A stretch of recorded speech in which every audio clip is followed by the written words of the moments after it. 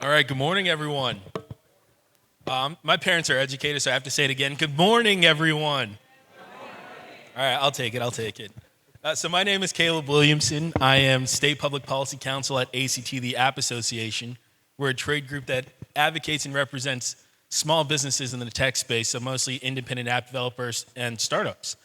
And so I am honored to be here.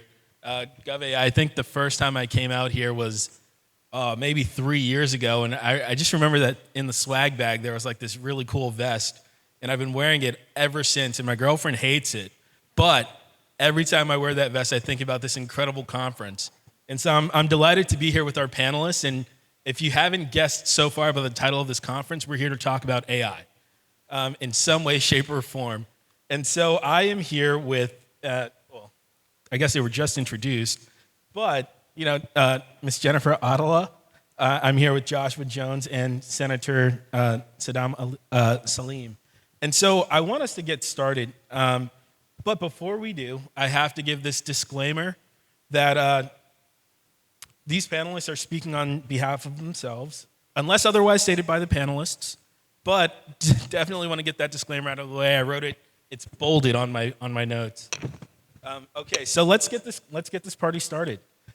So to start, I mean, for each of you, I think it'd be great if you all could to level set, to share a little bit about where you work, what you're doing, and how you think about AI from where you sit.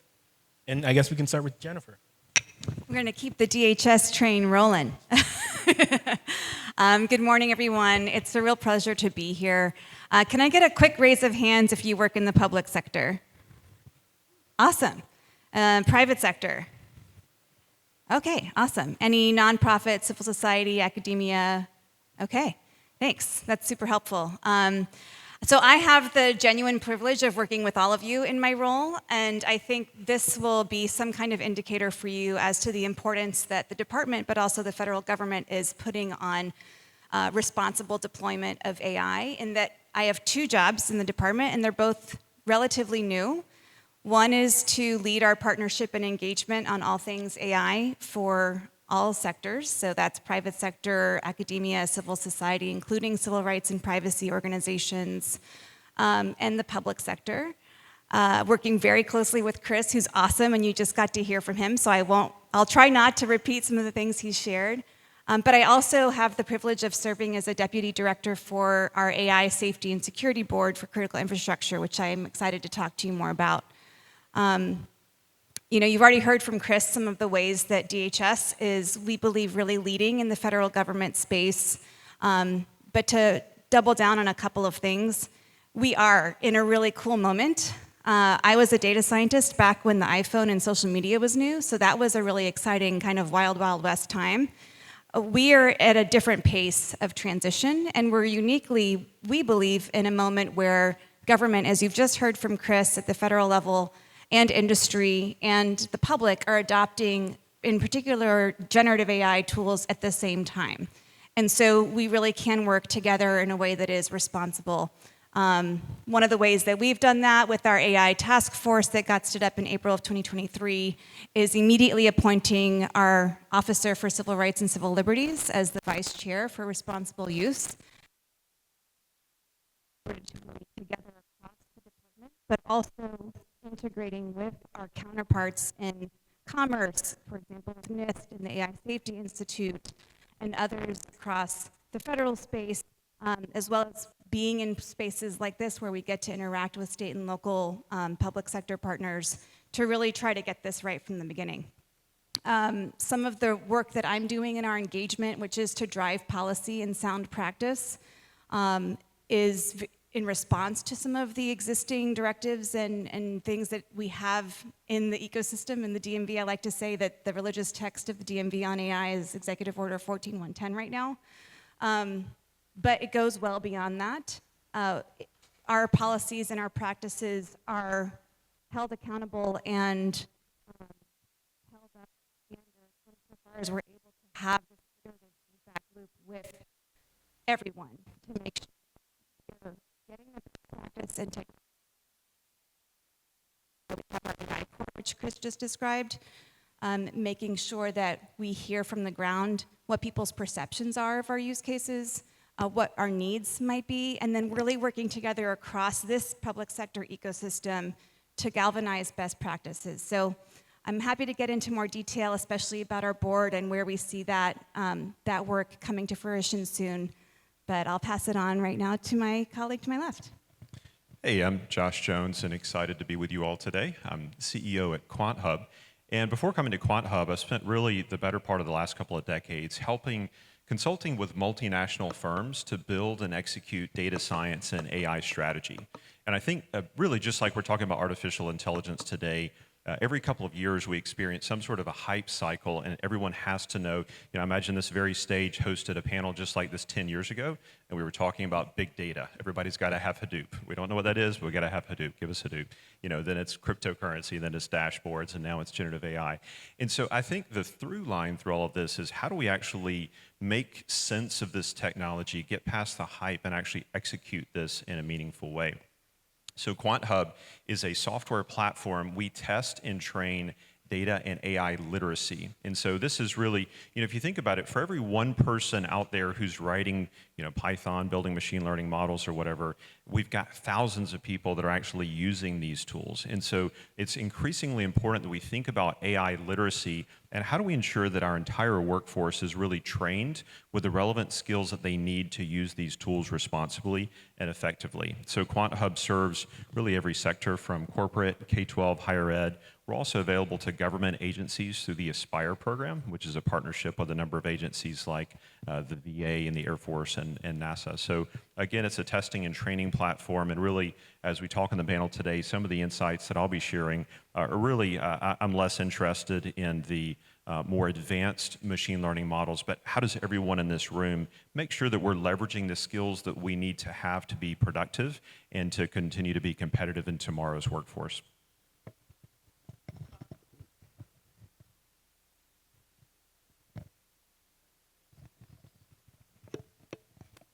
There we go. Hi, everyone. Senator Saddam Salim. I had the pleasure of getting elected in November 2023. I've literally never held elected position ever in my life. Had no clue what it meant to not only run for office, but to lead a district that's fairly large. And prior to getting elected, and I still do this because elected officials, it's a part-time gig. I'm a federal contractor that deals with audit management and financial management from various agencies, and I still do that as a daytime job while I'm a part-time state legislator. And one of the main reasons when we look at not only state, but when I ran, it wasn't about AI, it wasn't about technology, it was more about all the issues that people cared about every single day. And the number one issues that came up was data centers. How do they coexist with everyday life? How do they coexist with school systems? How do they coexist with anything else? And from a policy perspective, that is my daytime job now, is to ensure we do policy right so that we're not over-regulating the emerging tech industry. And that tech is disruptive in areas where they have never had tech.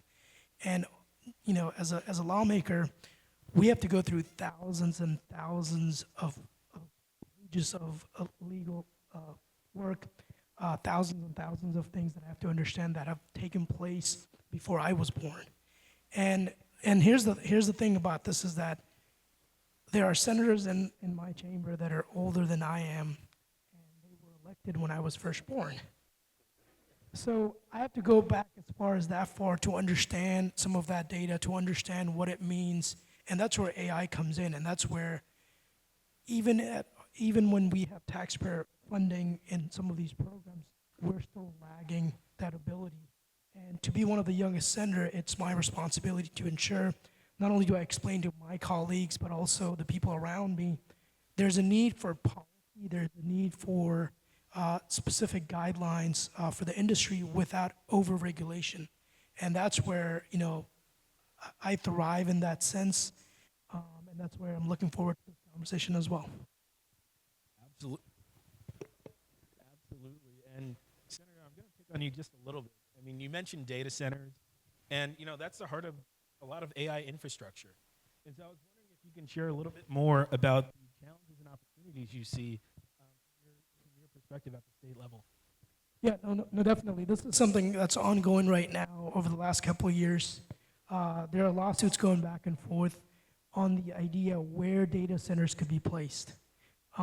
It can't be placed within a neighborhood, but we have already approved these decades ago. You look at Loudoun County, you look at Prince William County, everyone's fighting for the idea that rural internet's going to go through your backyard. And it's the challenging part is for us, it's about the energy consumption, and I'm going to get right to it, is that we don't have we have a functioning grid that works, but we accelerated the idea that autonomous vehicles are going to come in. There's going to be charging station everywhere, but we forgot to update the grid. And that is a big component where we have data centers right now that are up, completely done, but they're not plugged into the grid because there is no capability to say, hey, if we plug this in, it's not going to take away from the thousands and thousands of Virginians, regular consumers. That is one of the biggest challenges. How do we work in a private-public partnership to ensure that our energy consumption to what the data centers need now feeds into the AI world that's always accelerating? That is the main challenging part. And as a result of that, we have put in policies about small nuclear SMRs, essentially small nuclear, modular nuclear reactors that are smaller than what they are right now into development phase, because we don't know if we're going to be able to meet our carbon footprint by 2030, by 2045, by 2050 as a result of the increased need of power for data centers that's related to AI. And these policies were set in 2019, 2020. Between then and now, we had a pandemic that accelerated the use of AI, that accelerated the need where you couldn't go anywhere, but you had all the information in the palm of your hand. So it's very difficult for us to say we want to do things, but to go through the gridlock, even at a state level, it's daunting. It's a lot of work. And one of the other challenges that many people won't see is that it's also explaining it to my coworkers. And I don't mean that in any disrespectful way. It's just the generational shift and the emerging tech does not line up at the moment. I grew up with floppy disk, and I could hardly remember that, but my coworkers do. And I coached high school track and field. They have never carried a floppy disk. They don't even know what a USB is anymore. Everything is on the cloud. And that is what I mean is in the last 2 decades, technology has advanced so much that the old-fashioned way of legislating is no longer the way. And I'm going to be honest, I have ChatGPT, Copilot, and every other program that I put majority of the bills that people are talking about into that system and ask where it can be improved, where are we lacking, and then I get to ask those same questions to the patrons that carried the bill, and you will be surprised 95% of the time it's either we didn't think about this as a policy from that perspective, or we should have thought about that. And that's because when we put that information into AI, it generates the multiple options that would have taken us days and months. And we only have 45 days on an even odd year and 60 days on an even year to do this. So it's very challenging, but we're working on it. Thank you. And you mentioned partnerships, not just amongst industry, but also with your federal counterparts. And because you used the word federal, I'm going to pick on you, Jennifer. I have to. Okay, so for you, I was wondering if you can help us celebrate, I guess, right? It's a birthday today, right? It's the 1-year anniversary of the executive order, also known as the executive order on AI, right? It's the 1-year anniversary of that. And I was wondering if you can share from your perspective any thoughts on what that's doing to advance safe, secure, and trustworthy uses of it. Yeah, thank you so much. And Senator Salim knows this, but I'm actually in his district, so So I get to be up here doubly learning, both as a colleague in this really exciting moment in industry, but also as a constituent if I have any questions to ask him later. So I think that speaks to the beauty of what it means to be in America, really, and to have elected officials and to work inside the public sector. And something that I think is really important to me, and I'm here as a regular public servant, I'm not a political appointee, and I think that's important for people to know in general. We're here for the mission, and we're here to serve each other and to serve the communities in this country. And so when it comes to the work that we've been doing the last year and what that means in partnership with folks in this room and with our elected officials, is that we really are seeking to both be innovative, to utilize the power and the strength of the tools as they continue to evolve in order to serve the public good and to serve our collective mission, and also to use the power of these tools to help prevent bad things from happening. And I think in one of those cases, instead of thinking about the really extreme potential use case, we have a lot to think about already with how AI could potentially scale and already is scaling already bad things like spearfishing, if you're thinking about some of the use cases we've already worked on for a long time. And so we have this dual-pronged approach to be innovative, to also recognize that these tools, I mean, to your point, Senator, like the next generations are using these tools from a much earlier age. They're much more familiar with them. How can we make sure that as this technology continues to evolve very quickly, that we understand it and we can ensure responsible, safe, to use the words of our directives, safe, secure, and trustworthy uses of these tools, and put in both the governance principles around that, but also down into the weeds. I think you all probably know we recently put out, OMB recently put out a memo on procurement guidelines for AI, right? That's one of the ways that we can understand best how to ensure safe and responsible development and then use of these tools and products once they've been deployed. Whether it's at the federal level and what we're doing at DHS, for example, or how we're using these tools in general. I'll say for myself, from my kind of very low-level analysis of what exists at the state level, there isn't a whole lot, first of all, that's been passed, and a lot of it centers around education and AI, which makes a whole lot of sense. When I see my bonus son come home from school and he's much more familiar with laptops and things than I was at his age, I do have questions. He talks about AI now because he knows I work in AI, and I'm like, okay, well, what do you know about AI and how are you using it, or what's happening? You know, education is naturally going to be, I think, one of the first spaces where we interact with AI in the public space, but there are a lot of places where we don't realize that we're interacting, and I think DHS is really unique in that we, I believe, are the federal agency that interacts with the public the most. I mean, we have almost 270,000 employees.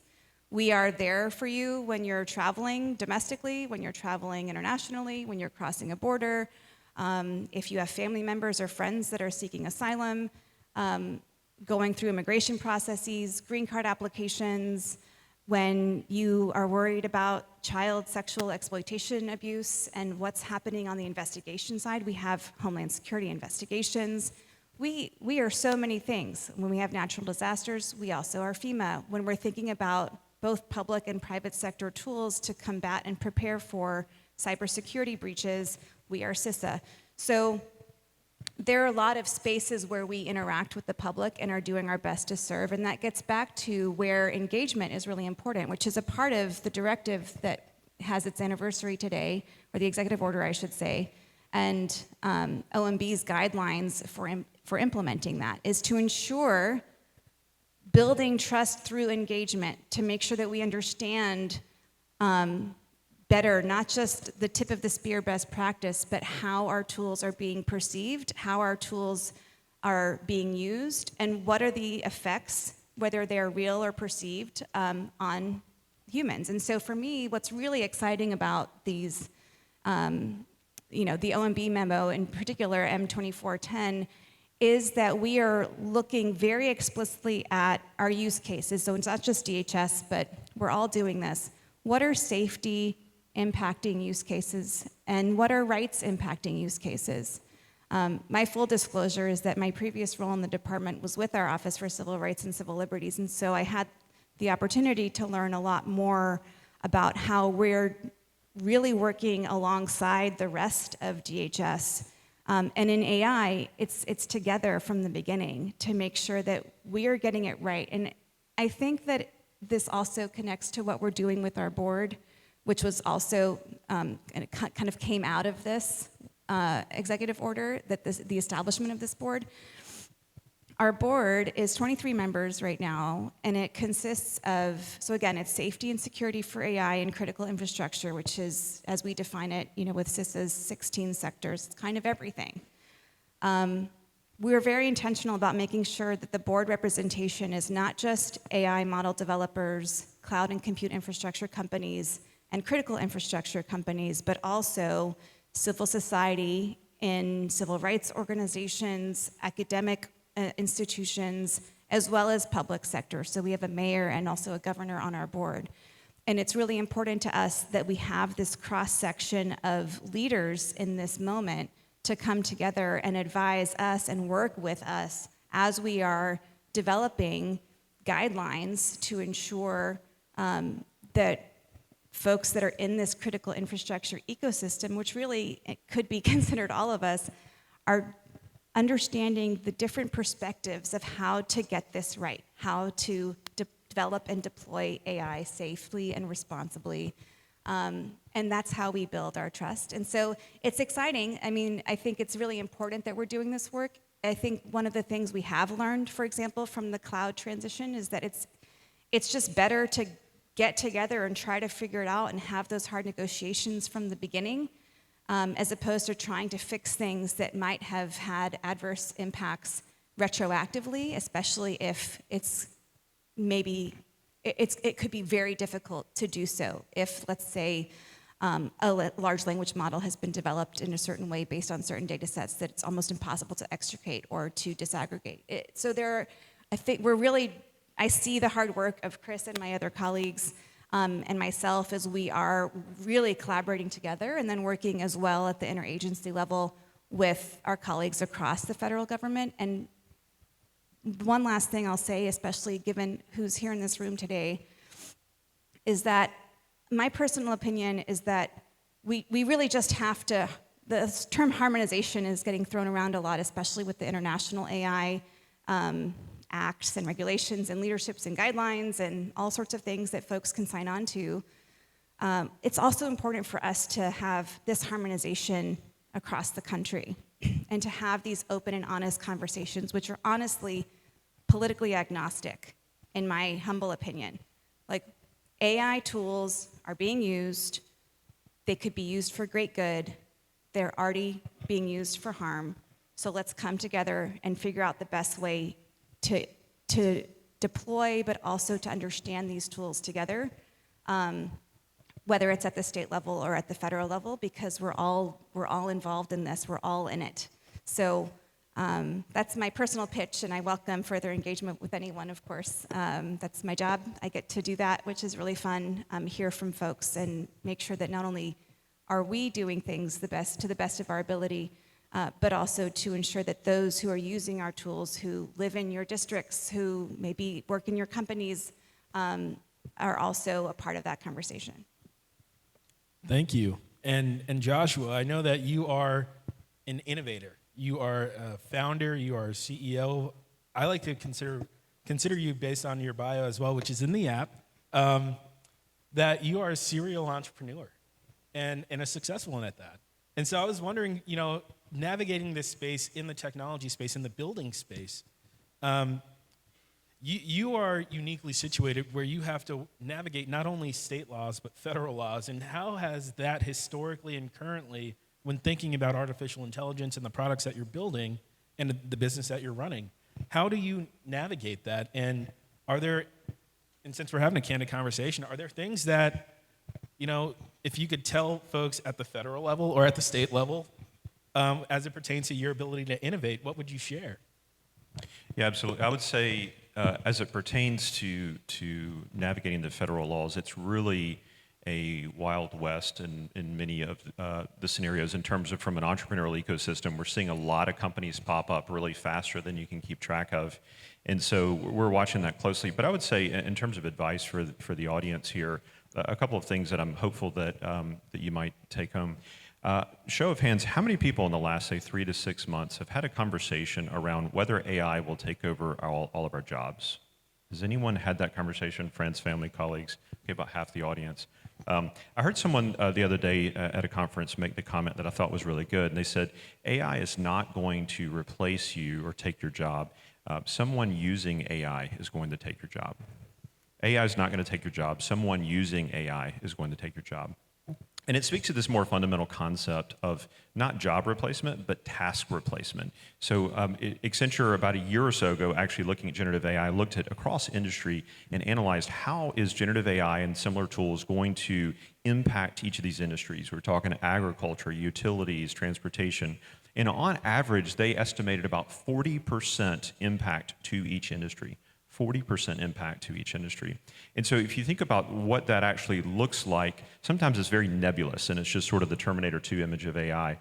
But I'm curious, have most of the people in this room in the last year written a report? Has anyone written a report? I'm going to assume written a report. So think for a moment, if you had to write a report in the last year, imagine if you had to write that by hand on paper. How awful would that have been? Like, does anybody know how to spell unnecessary? I don't know how many C's or how many S's are in it, right? We've allowed that muscle to atrophy because we have better tools. We have faster tools. So if you had to go home tomorrow or to your office tomorrow and write a report manually, the regression you would have in your ability to do things and be productive. So if you think about just that small little ability to go from handwriting to Microsoft Word, throw in a Grammarly, whatever, to not worry about grammar and things like that. And now, of course, we're seeing the progression with having ChatGPT or Claude write those reports for you.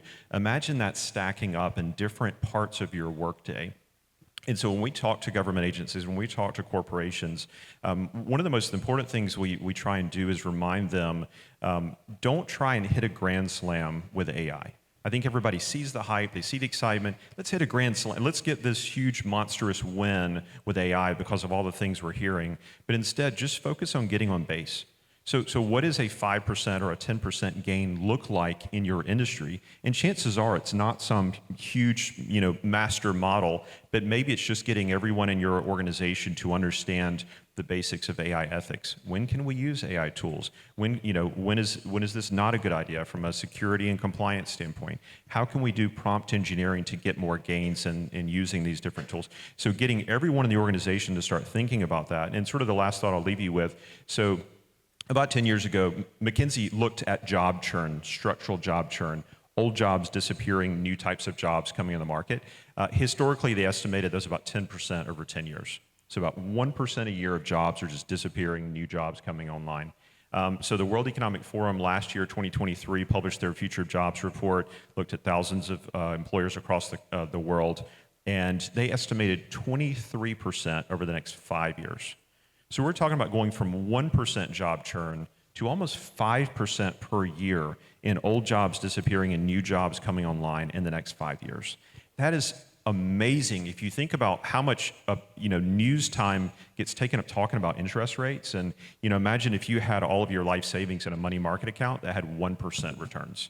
Like somebody would grab you on the shoulder and say, get it out of that account, move it over here to get 4 or 5% because you're losing money just based on inflation.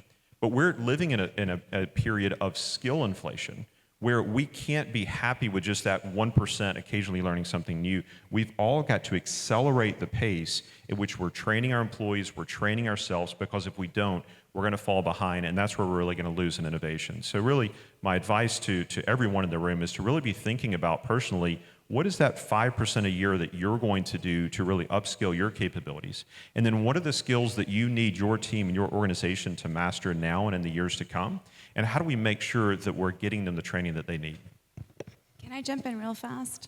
I really appreciate those comments, and I will say that there are a lot of publicly available resources on our dhs.gov/AI website that include how we've been getting at this, both the development of our own internal training for DHS employees, which I just mentioned is almost 270,000 people, on what generative AI is, for example, how to use these tools. There are clearance processes in order to use pre-approved commercially available tools like Grammarly, for example. And again, all of this is online.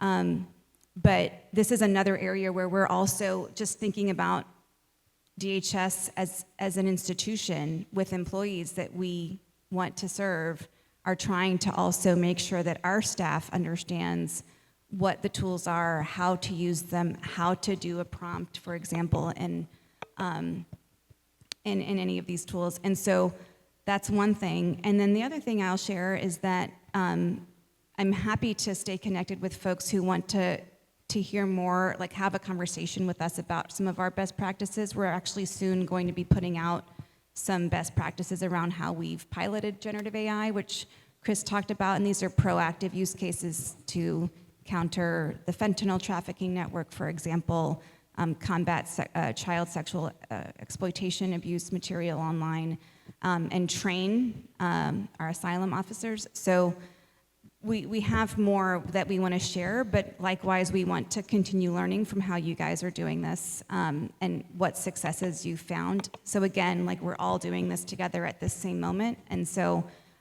just welcome that interaction, but also invite you to that particular website /AI at the end, because we have a lot of, I think, are interesting resources to share, again, in this exercise of trying to be as transparent as possible about what we're doing, how we're doing it, why we're doing it, how we're governing it, and inviting that engagement feedback loop.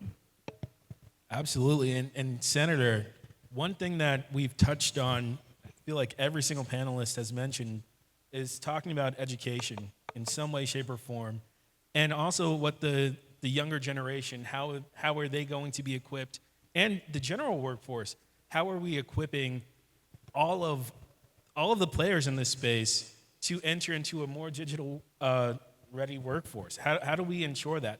So I'm curious if you can share a little bit about what Virginia is doing and how the state is thinking about, or at least your office is thinking about, what some would consider a clash between education and artificial intelligence. Some people see it as an opportunity, some people see it as a collaboration. And so I was just wondering if you can shed some light on, like when we talk about education, the future of workforce, and artificial intelligence from your perspective as a state lawmaker. Can you touch on that? No, definitely. Again, it all goes into the idea, if we want data in our state, then we have to, fundamentally teach what it means to not only students, but also the instructors. One of the biggest challenges, and I visited a lot of the schools in my district, is they want to bring in AI centers. We have the Virginia Tech Innovation Center that's going to open up soon, right around here, and we have George Mason and all the universities that have their innovation centers. But the biggest challenge is that you have teachers in K through 12 that are making less than the national average. And how do I tell somebody in the AI field, give up your $200,000 job and come work as a teacher to teach AI and machine learning and blockchain and everything that comes with the emerging tech as well? That's where the discrepancy is, and that is where we, as a state lawmaker, we're looking to see what do we do with that workforce situation? Do we empower our teachers that are already there to go in and get the educational training that they need so they can come back to the schools and teach that? Or do we simply do what everyone wants us to do, is raise the national average of what we're paying teachers, and they should be paid higher than what they're getting right now. And that's a challenge on its own, because we have to have a balanced budget. And that's where I go back to the idea, if I can partner with Google, Amazon, or any type of data center company, and if they're willing to meet us halfway there, then we will put in regulations that benefit both the state, our public education system, and the companies that are coming in.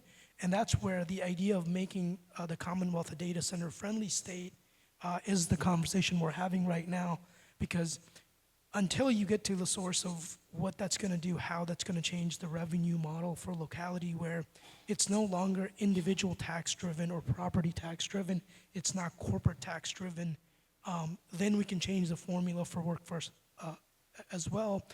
And it's not just getting our teachers and instructors up to date, it's also, are they able to live in that same space that they're going to be working, that they're going to run these centers? In a perfect world, I would like to have at least an AI center in every middle school, so that there's a transition from elementary going into middle school and then into high school, having a larger one where we have partnerships with the universities that are close by. And that's where the state is right now, is that we're exploring some of those possibilities on how do we do all this essentially all at once in a short period of time and not get left behind or have another state that comes in and takes that opportunity from us. Thank you. And since we're talking about the future, Joshua, I have a quick question about what are some of the skills that you think are the most pervasive for where we're heading in the space from an innovation standpoint, but also from an employee and worker standpoint? What skills will increase someone's chances of not being replaced by someone else who knows how to use artificial intelligence a little bit better? So when we talk education policy, one of the areas that I always try and decide how controversial I want to be is the importance of computer science. And bear with me for a second here, but if you think about writing software, writing code, and you look at some of the modern tools that are available now where you can use generative AI to actually write software code, we're seeing at our engineering teams, for example, substantial just gains in not writing the code themselves, but actually using a large language model to do that. How does that change what muscles or skills you need to develop as a software engineer? And so I would suggest that there are some states right now teaching computer science in K-12 that are using a 10-year-old model of what we require for a standard of learning. And so we've got to really constantly refresh what we're saying is current standard. And I'm not suggesting that students don't need to learn how to code anymore, but the idea that I would even think about that is something that's new, right? So that's changing, and that's going to continue to change. So it's really, going back to what I was saying earlier, just about learning how to learn.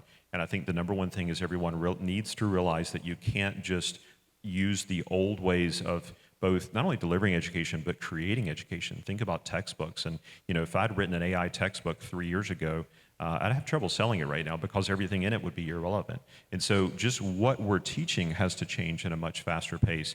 But going back to, I would say first and foremost, just AI ethics and being a smart consumer around if I send information to a ChatGPT or to a Claude or Gemini or whatever, where's that information going?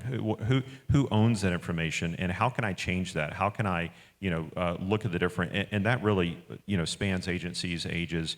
So understanding just the AI ethics, when should I use a tool? When should I do something on my own?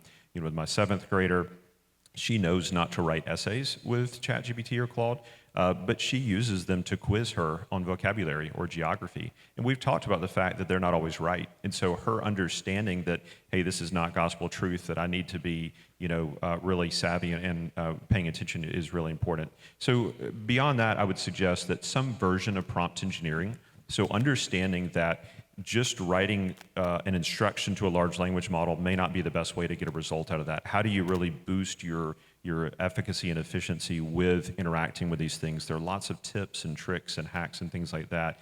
In our educational platform, we've written really, I would say, hundreds of pages worth of prompt engineering to get much more granular outputs when we use these different generative AI models. So understanding prompt engineering, and then the last one I'll say is tool selection.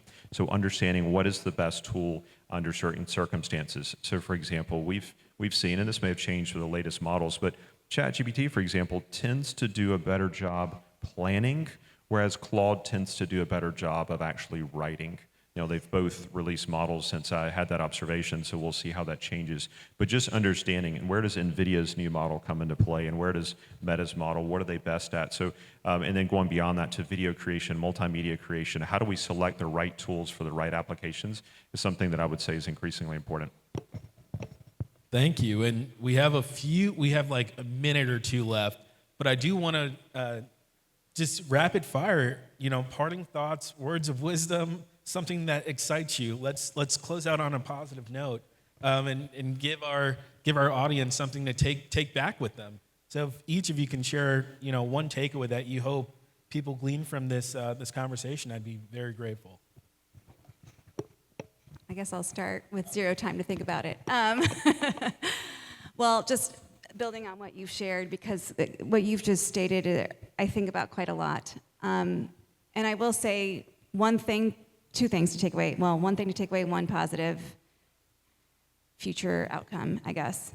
The thing to take away from my perspective is critical thinking and making sure that at the earliest of stages and at all parts of a value chain, if you are ingesting a tool, whether it's licensing it or procuring it or otherwise, or even just using it as a consumer yourself, that you question, that you try to understand how that tool was built, and that you keep in the back of your mind the safety and rights aspects of how a tool is developed and how it could be used or how it could be perceived.